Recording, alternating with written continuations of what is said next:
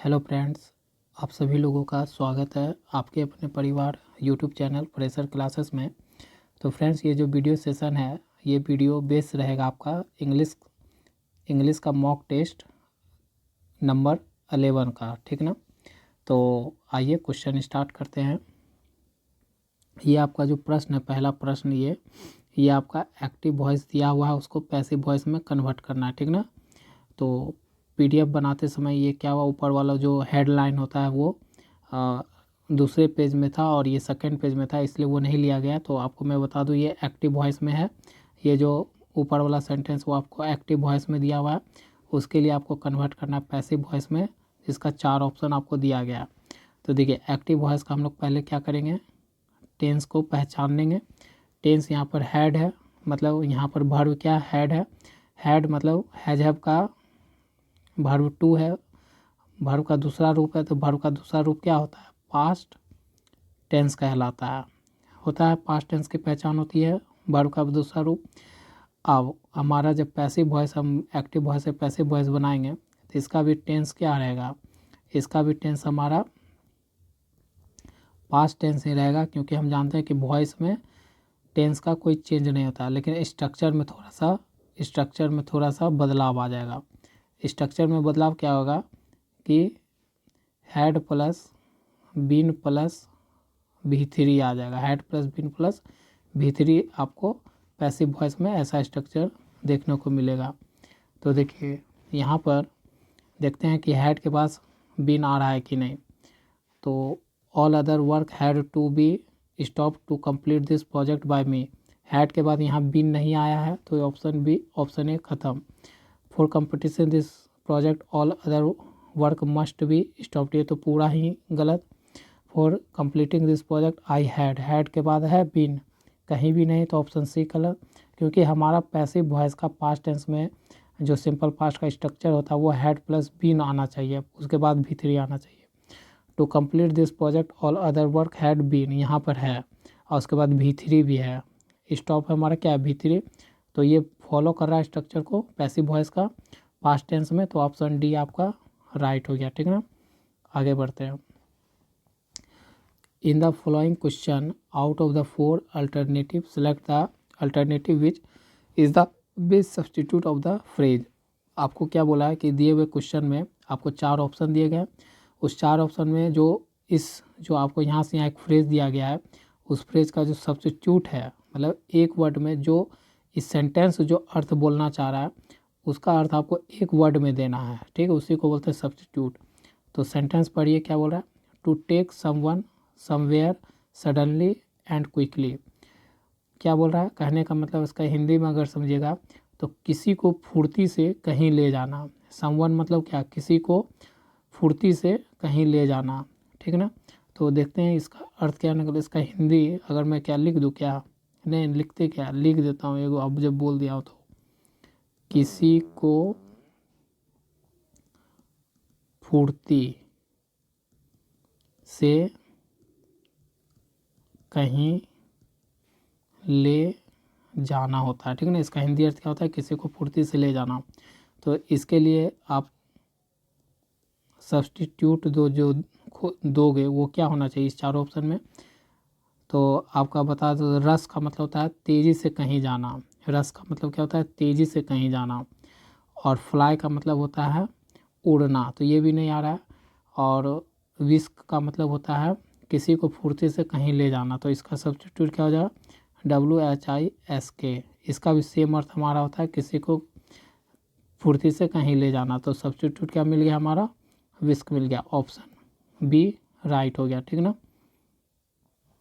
और फ्लीट का अर्थ होता है फुदकना, फ्लीट का अर्थ होता है फुदकना। क्या सब ऑप्शन का मैं हिंदी लिख देता हूँ क्या। तो रस का मतलब क्या होता है, तेजी से कहीं जाना, ठीक ना। फ्लाई का मतलब तो सब जानते होंगे, बच्चे से उड़ना, ठीक ना। और देखते हैं FLIT, फ्लीट का मतलब होता है फुदकना, ठीक ना। तो चारे ऑप्शन भी आपके साथ डील कर लिए और सब्स्टिट्यूट भी ऑप्शन बी आपका राइट हो गया। आगे बढ़ते हैं। Select the most appropriate word to fill in the blanks. आपको खाली जगह में सही ऑप्शन चूज करके भरना है, ठीक ना।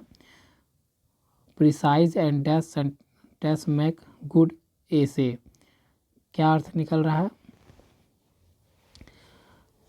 सटीक और प्रभावी, सटीक और प्रभावी वाक्य।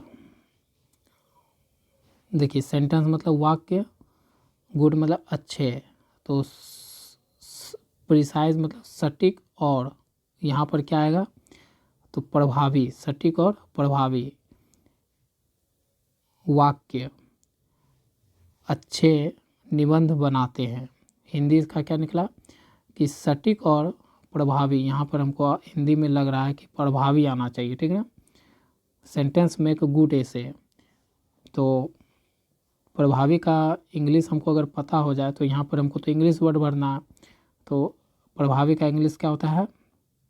अफेक्टिव। क्या होता है? ऑप्शन ए आपका राइट हो गया। देखिए सबका अगर अर्थ हमको पता होता तो हम ये भर लेते। EFFECTIV, अफेक्टिव का मतलब क्या होता है? अफेक्टिव का मतलब होता है प्रभावी। क्या मतलब होता है? प्रभावी। एफिशिएंट का मतलब होता है कुशल। स्किलफुल का मतलब होता है निपुण। और एसेंशियल का मतलब होता है आवश्यकता या आवश्यक, ठीक ना। तो चारों ऑप्शन भी डील कर लिए। तो ये जो प्रश्न था कि प्रिसाइज एंड डैश सेंटेंस में गुड ऐसे, तो प्रिसाइज भी लिख देता हूँ मैं। प्रिसाइज का मतलब होता है सटीक, ठीक ना। सटीक और प्रभावी जो वाक्य होते हैं वो क्या करते हैं? अच्छे निबंध बनाते हैं, ठीक ना। आगे बढ़ते हैं। Select the most appropriate option to fill in the blanks. आपको यहाँ फिर से खाली जगह है और उसमें आपको सही ऑप्शन, 4 ऑप्शन दिए गए, उसमें से आपको खोज कर भरना है, ठीक ना। On the eve of independence day the president dash the nation. Eve का मतलब क्या होता है? ईव का मतलब होता है संध्या पर, मतलब संध्या, ठीक ना। तो on the eve of independence day मतलब स्वतंत्रता, इंडिपेंडेंस डे का मतलब स्वतंत्रता दिवस की पूर्व संध्या पर। ईव मतलब पूर्व संध्या पर। प्रेसिडेंट का मतलब राष्ट्रपति। नेशन मतलब राष्ट्रपति क्या करते हैं? राष्ट्र को, राष्ट्रपति राष्ट्र को। प्रेसिडेंट क्या करते हैं? इंडिपेंडेंस के पूर्व संध्या पर राष्ट्रपति राष्ट्र को डैश करते हैं, क्या करते हैं? संबोधित करते होंगे। क्या करते हैं? संबोधित करते हैं। तो संबोधित का क्या होता है अर्थ? एड्रेस। एड्रेस करना मतलब संबोधित करना होता है। तो यहाँ पर से राइट ऑप्शन क्या हो गया आपका? डी हो गया, ठीक ना। वेलकम का मतलब तो स्वागत होता है। वेलकम का मतलब क्या होता है? स्वागत। और टॉक्स का मतलब क्या होता है? बातें। लेक्चर्स का मतलब क्या होता है? भाषण, ठीक ना। तो सब मैं ऑप्शन आपको बताते चलता हूँ हर प्रैक्टिस सेट में, मॉक टेस्ट में, जिससे कि आपका इंग्लिश में इम्प्रूवमेंट हो सके, ठीक ना। तो मैं ये सब भी साथ में बताता चलता हूँ। तो आप भी अपने नोटबुक अगर बना के चल रहे हो, तैयारी अच्छे से कर रहे हो, तो ये सब वर्ड को लिखो और उसका प्रैक्टिस करो, ठीक ना।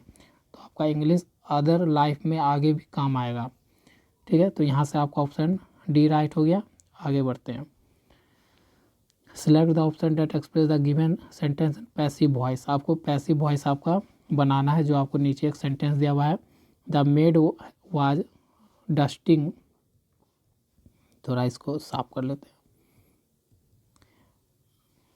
The maid was dusting the hall when the door bell rang, इसका मतलब ये किस में है, एक्टिव वॉइस में है ये सेंटेंस। इसका हमको क्या बनाना है, पैसिव वॉइस बनाना यही ना। तो देखिए एक्टिव वॉइस है तो पहले हम मेरा पहला काम होगा टेंस की पहचान करना एक्टिव वॉइस का। तो यहाँ पर वाज डस्टिंग दिख रहा है, इसका मतलब क्या दिख रहा है कि ये पास्ट में है, ये किस में है, पास्ट कंटिन्यूअस टेंस में, ये किस में है, पास्ट कंटिन्यूअस टेंस में है, ठीक ना। अगर पास्ट में है तो हम जानते हैं कि वॉइस में हमारा टेंस का क्या होता है, कोई भी चेंज नहीं होता है, चेंज नहीं होता है। तो ये भी किस में होगा, पास्ट कंटिन्यूअस टेंस में होगा। लेकिन इसका थोड़ा सा स्ट्रक्चर क्या हो जाएगा कि इसमें was were plus being plus V3 plus by, कुछ इस तरह का स्ट्रक्चर हो जाता है, यही ना। पैसिव वॉइस में थोड़ा स्ट्रक्चर चेंज हो जाता है, ठीक है। तो देखते हैं ये स्ट्रक्चर कौन फॉलो कर रहा है इस सेंटेंस में।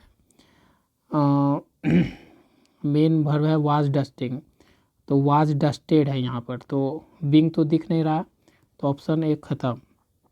फिर देखते हैं यहाँ पर इज हो गया, इज हमको क्या चाहिए, टेंस पास्ट में चाहिए, इज हमारा प्रेजेंट बताता है, तो ये भी गलत। अब देखिए आगे वाज डस्टिंग, यहाँ पर दिख रहा है, वाज के बाद थोड़ा बीइंग भी आ जाता तो मज़ा आ जाता है, ये भी नहीं होगा। The door bell ring when the hall was being dusted, देखिए ये फॉलो कर रहा है वाज बीइंग डस्टेड V3, तो ऑप्शन डी राइट हो गया। आगे बढ़ते हैं, select the correct indirect form of the given sentence, आपको यहाँ पर नरेशन दिया हुआ है, ठीक है, डायरेक्ट स्पीच को इनडायरेक्ट स्पीच में बदलना है। तो देख लेते हैं, ये जो आपका डायरेक्ट स्पीच है इसका रिपोर्टिंग जो वर्ब है इसका टेंस पहचानिए, हमेशा याद रखिए टेंस पहचानिए। हिज फादर सेड, सेड का मतलब ये किस में है, पास्ट में है, पास्ट में है, तो इसका मतलब जो इन्वर्टेड कॉमा के अंदर रिपोर्टिंग स्पीच होता है उसका टेंस में क्या होगा, उसका टेंस चेंज होगा, उसका टेंस क्या होगा, बदलेगा, ठीक है ना, उसका टेंस बदलेगा।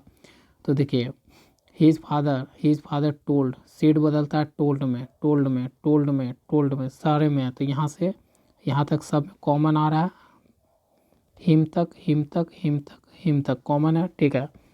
डैट भी ले लीजिए, डैट भी ले लीजिए, डैट भी ले लीजिए, डैट भी ले लीजिए। अब आई किसके अनुसार बदलेगा, रिपोर्टिंग वर्ब के सब्जेक्ट के अनुसार, तो हिज फादर एक लड़का है, लड़का आई बदलेगा तो क्या हो जाएगा, ही होना चाहिए, तो यहाँ तो आइए दिख रहा है तो ये गलत, ही इसमें भी है, इसमें भी है, इसमें भी है, चलिए यहाँ पर है। अब देखिए ये तो हो गया। अब हमारा जानते हैं कि जब हमारा रिपोर्टिंग वर्ब टेंस पास्ट में रहता है तो रिपोर्टिंग स्पीच का टेंस क्या होता है, चेंज होता है। तो चेंज होने के कारण क्या है, यहाँ पर देखिए कैन नॉट है, तो कैन किस में बदलना चाहिए, पास्ट में, तो इसका क्या होना चाहिए, कुड होना चाहिए, तो यहाँ पर कुड है, यहाँ पर कैन नॉट ही रह गया, तो ये भी गलत। यहाँ पर कुड है, यहाँ पर कुड है, यहाँ भी कुड नॉट, यहाँ भी कुड नॉट, ये दोनों अभी ए और बी में खेल चल रहा है। एलाउ यू, एलाउ एलाउ है, एलाउ है। अब देखिए यू हमारा क्या है, यू हमारा सेकेंड पर्सन, SON को याद रखिए 1 2 3, तो पहला फर्स्ट पर्सन सब्जेक्ट के अनुसार, सेकेंड पर्सन ऑब्जेक्ट के अनुसार, थर्ड पर्सन नो चेंज। तो यू आपका क्या है, यू आपका है second person subject person object के अनुसार। तो देखिए यहाँ पर यू जाएगा सेकेंड पर्सन, कौन है यहाँ, हिम, हिम क्या होता है, हिम, तो हिम क्या है सेकेंड पर्सन, हिम के अनुसार तो ही लड़का है, तो पुरुष, पुरुष के लिए यूज हो रहा, तो वो किस में, यू किस में चेंज हो जाएगा, यू चेंज होगा हिम में, यू चेंज किस में हो जाएगा, हिम में, यही ना। तो यहाँ तो यूए रह गया, तो ये गलत हो गया, तो आपका ऑप्शन राइट क्या हो गया, ऑप्शन ए, ठीक है। यहाँ पर हिम चेंज हो रहा है तो ऑप्शन ए राइट हो गया। आगे बढ़ते हैं, select the most appropriate word to fill in the blanks, आपको खाली जगह में सही ऑप्शन भरना है, ठीक है। Can you please dash me in sorting out this files on my computer, can you please, क्या तुम मेरी कुछ मदद मारने का मतलब भाव आ रहा है me in sorting out this file on my computer, मेरे कंप्यूटर में इस फाइल को छांटने में क्या तुम मेरी करोगे, क्या करोगे, मदद ही कर रहेगा। तो मदद मतलब यह सहयोग। तो असिस्ट, असिस्ट का मतलब क्या होता है, असिस्ट का ही मतलब होता है ASSIST, असिस्ट का मतलब होता है सहायता,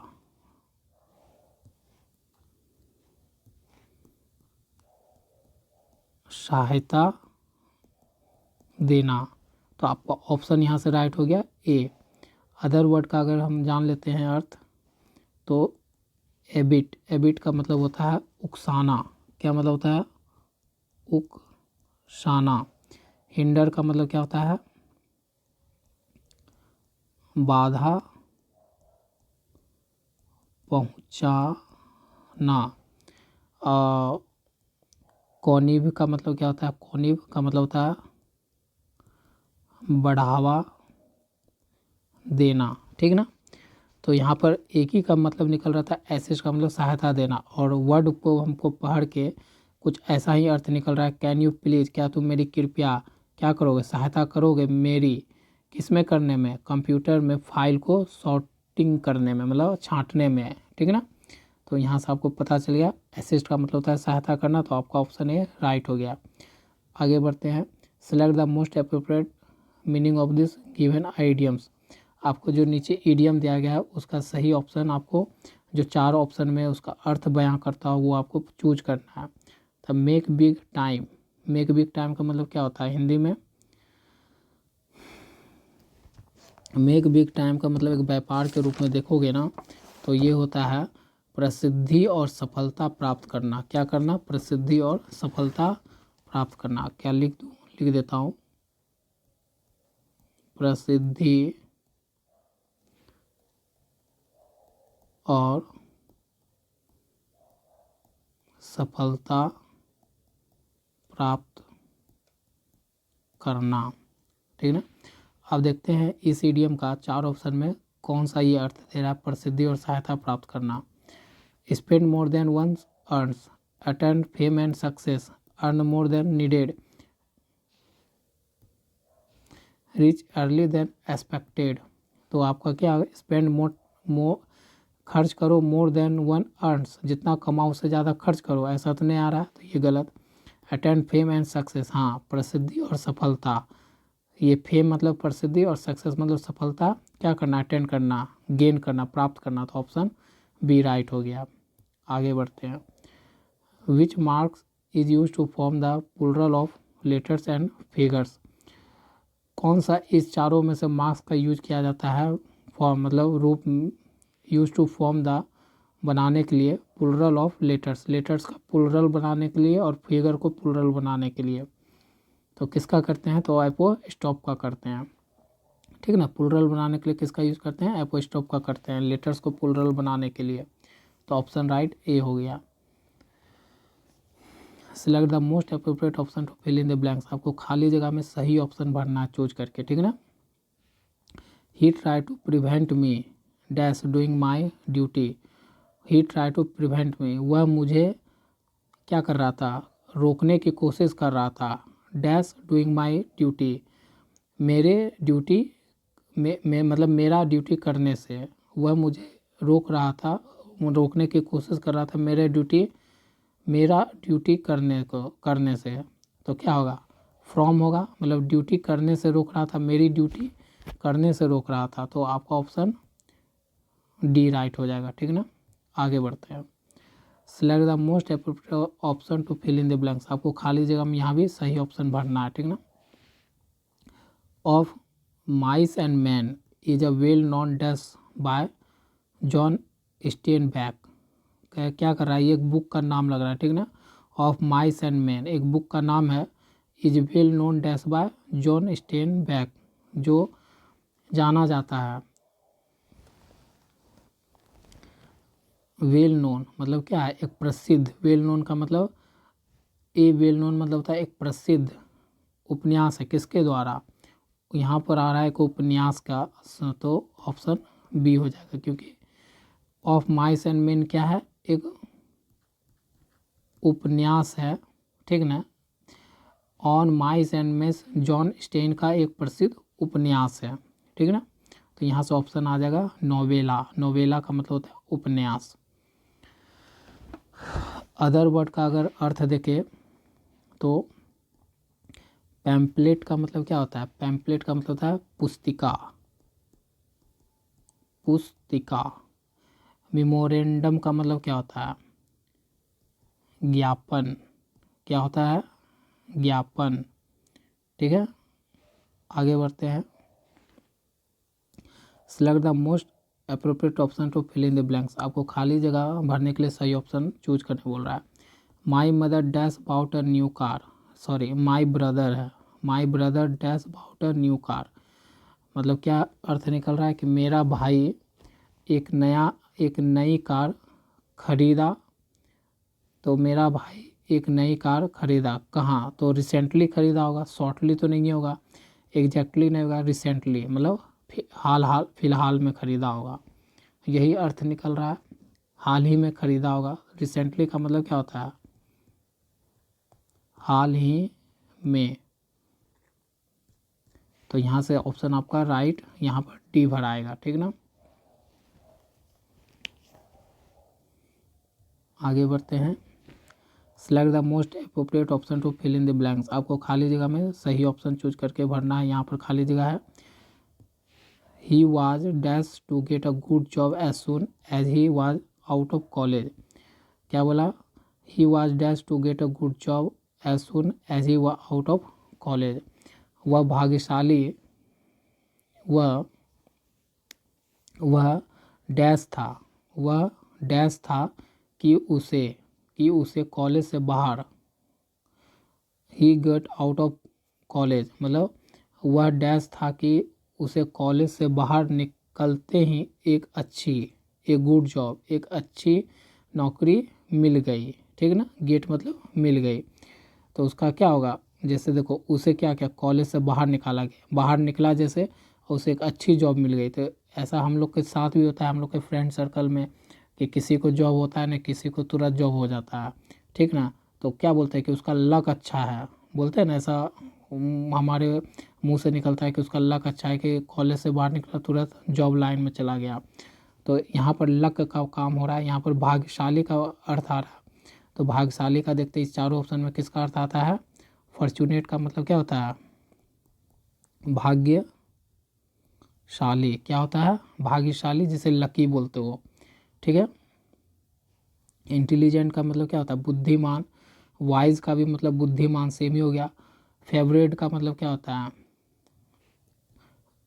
इष्ट होता है। ठीक ना, तो आपका थोड़ा वर्ड को सुनिएगा। ठीक ना, हर चीज़ थोड़ा लिख पाना नहीं हो रहा है। वाइज का मतलब भी बुद्धिमान, इंटेलिजेंट का भी बुद्धिमान। ठीक ना, आगे बढ़ते हैं। Identify the finite as well as non infinite verb in the sentence. ठीक है, आपको यहाँ फिनाइट भी खोजना है और नॉन फिनाइट वर्ब खोजना है, दोनों खोजना है। ठीक ना, तो FINITE फिनाइट वर्ब खोजना है। तो फिनाइट वर्ब होता क्या है? ये आपका मेन वर्ब होता है किसमें? सेंटेंस में। ठीक है, तो देखते हैं कि इस सेंटेंस का मेन वर्ब कौन है। To stand still in forging fear is a sure way to welcome misery, misery. ठीक है ना, तो यहाँ पर जो है इज आपका मेन वर्ब है। यहाँ पर इज क्या है आपका? इज आपका मेन वर्ब है। ठीक ना, तो वो क्या हो गया? फिनाइट हो गया। फिनाइट का एग्जांपल हो गया इज। तो यहाँ पर भी इज है, यहाँ भी इज है। यहाँ पर स्टैंड कर दिया तो ये गलत हो गया, यहाँ पर इज है। तो एक तो छठा। चलिए, ऑप्शन छांटने सीख जाओगे ना तो आप अपने आंसर के करीब बहुत जल्दी पहुँच सकते हो। चलिए, फिनाइट तो एक ही गो है। अच्छा, अब खोजते हैं non finite verb. Non finite verb 3 तरह के होते हैं, आप तो जानते हैं। जो वीडियो से फॉलो करते आ रहे हैं प्रीवियस वीडियो से, उनको आप पता होगा, अब याद भी हो गया होगा। और जो आज बच्चे अगर इस वीडियो पे जो नए बच्चे जुड़े वो प्रीवियस वीडियो ज़रूर देखें फ्रेंड्स, क्योंकि मैंने इससे पहले प्रैक्टिस सेट 15 प्रैक्टिस सेट और आपके मॉक 10 मॉक करवा चुका हूँ, और सब में यही रिपीटेड क्वेश्चन आते हैं। तो आपको बहुत सारा मैं हर थ्योरी बताते चलता हूँ, तो आप प्रीवियस वीडियो देख लेना, ठीक ना, थ्योरी के लिए क्लियर। अब यहाँ देखिए नॉन इनफाइनाइट वर्ब तो आपको पता है 3 तरह का होता है, ठीक ना। तो यहाँ पर देखिए to stand non infinite verb कौन कौन होते हैं? जीरेंट, पार्टिसिपल और आपके इन्फिनेटिव, ये 3 होते हैं। तो देखिए यहाँ पर टू स्टैंड ये दिखा रहा है ना, 2 + V1 होता है इन्फिनेटिव, तो यहाँ भी तो 2 + क्या है? स्टैंड है, तो ये इन्फिनेटिव है। इन्फिनेटिव हमारा क्या होता है? नॉन इनफाइनाइट वर्ब होता है। तो यहाँ पर देखिए टू स्टैंड, टू वेलकम है, तो ये ऐसे खत्म। यहाँ पर है ही नहीं, टू स्टैंड नहीं है, तो ये भी ख़त्म। देखिए कैसे हम ऑप्शन छांट दिए। अब 2 गो में खेल है, यहाँ टू स्टैंड है, यहाँ भी टू स्टैंड है। टू वेलकम है यहाँ पर टू वेलकम है, और यहाँ पर भी टू वेलकम है। चलिए, तो इसका मतलब टू वेलकम दोनों में होगा, ज़्यादा बात नहीं करते, टू वेलकम दोनों में होगा। एक अब लड़ाई है कि यहाँ पर फ्रोजन है। अब फ्रोजन यहाँ पर है जो फियर के आगे है। अब फियर एक तरह का क्या, डर क्या होता है? एब्स्ट्रैक्ट नाउन, मतलब नाउन होता है। नाउन की विशेषता एडजेक्टिव बढ़ाता है फ्रोजन। अब फ्रोजन है हमारा क्या? FROZEN। फ्रोजन हमारा पार्टिसिपल है ना, पार्टिसिपल एडजेक्टिव के काम कर रहा है, और पार्टिसिपल सेंटेंस में किसकी तरह वर्क करता है? एडजेक्टिव की तरह बढ़ता है। तो फ्रोजन यहाँ पर नाउन फियर की विशेषता बता रहा है। तो फ्रोजन आपका एडजेक्टिव है जो पार्टिसिपल की तरह काम कर रहा है, और पार्टिसिपल क्या होता है? नॉन इनफाइनाइट वर्ब होता है। तो आपका यहाँ से टू स्टैंड, फ्रोजन और to welcome non infinite verb के एग्जाम्पल है। तो आपके ऑप्शन राइट हो गए बी। आगे बढ़ते हैं। Identify the finite as well as non infinite verb in the sentence. तो यहाँ पर भी आपको वही खोजना है, फिनाइट वर्ब। फिनाइट वर्ब का यही पहचान है कि ये सेंटेंस में मेन वर्ब की तरह काम करता है। तो सी एबेंडेंड हमको तुरंत मिल गया, ये एबेंडन मेन वर्ब है, तो एबेंडन एबेंडेड तो दोनों में है। तो चलो यहाँ तो हो गया। अच्छा, नॉन इनफाइनाइट वर्ब का भी मैंने एग्जांपल दे दिया, आपको समझा दिया। तो यहाँ लिविंग नाउन है, और नाउन के पहले लगा हुआ है, तो लिविंग विशेषता बता सकता है, या प्रीपोजिशन ऑफ है तो लिविंग हाँ विशेषता बता सकता है। तो नॉन इनफाइनाइट के साथ लिविंग भी आएगा। यहाँ पर लिविंग नहीं है, यहाँ पर लिविंग नहीं है। अच्छा, यहाँ भी ऑप्शन है 2 गो, तो इसमें देखिए लिविंग जरूर आएगा, तो लिविंग इस ऑप्शन में है नहीं, तो ये वाला ख़त्म। अच्छा, इसमें देखिए फिनाइट में डाल दिया लिविंग, तो ये ऑप्शन ख़त्म। फिनाइट वर्ब कौन सा है हमारा? फिनाइट वर्ब का एक ही वो है मेन वर्ब,